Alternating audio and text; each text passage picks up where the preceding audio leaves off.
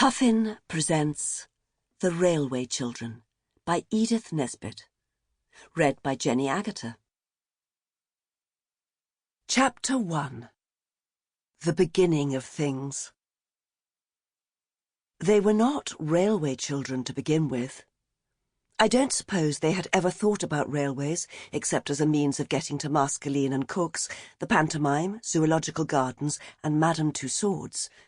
They were just ordinary suburban children, and they lived with their father and mother in an ordinary red-brick-fronted villa, with coloured glass in the front door, a tiled passage that was called a hall, a bathroom with hot and cold water, electric bells, French windows, and a good deal of white paint, and every modern convenience, as the house agents say.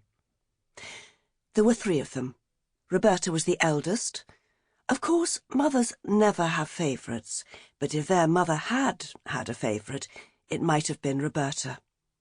Next came Peter, who wished to be an engineer when he grew up, and the youngest was Phyllis, who meant extremely well.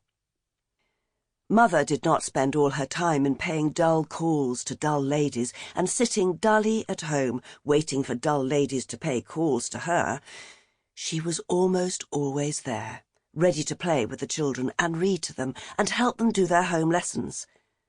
Besides this, she used to write stories for them while they were at school and read them aloud after tea, and she always made up funny pieces of poetry for their birthdays and for other great occasions, such as the christening of the new kittens, or the refurnishing of the doll's house, or the time when they were getting over the mumps.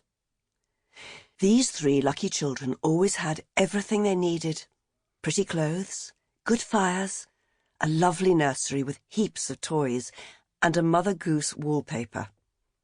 They had a kind and merry nursemaid, and a dog who was called James, and who was their very own.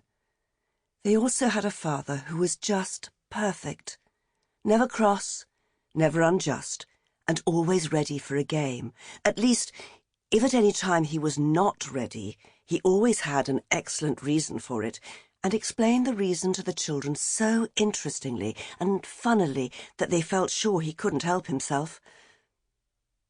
You will think that they ought to have been very happy. And so they were.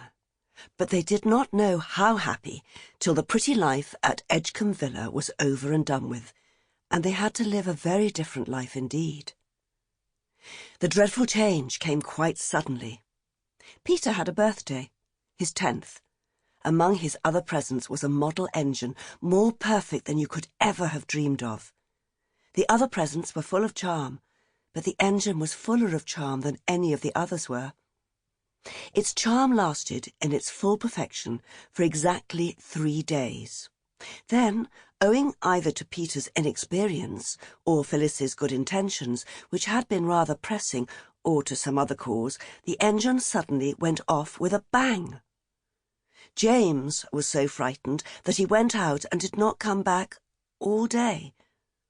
All the Noah's Ark people who were in the tender were broken to bits, but nothing else was hurt except the poor little engine and the feelings of Peter.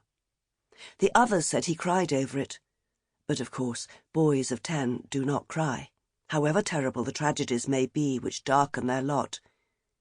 He said that his eyes were red because he had a cold. This turned out to be true, though Peter did not know it was when he said it. The next day he had to go to bed and stay there. Mother began to be afraid that he might be sickening for measles, when suddenly he sat up in bed and said, "I hate gruel, I hate barley water, I hate bread and milk. I want to get up and have something real to eat." "What would you like?" Mother asked.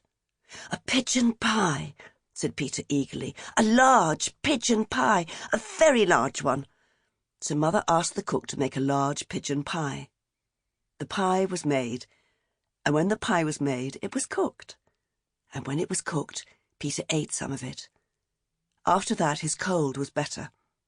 Mother made a piece of poetry to amuse him while the pie was being made. It began by saying what an unfortunate but worthy boy Peter was. Then it went on. He had an engine that he loved with all his heart and soul. Sample complete. Ready to continue?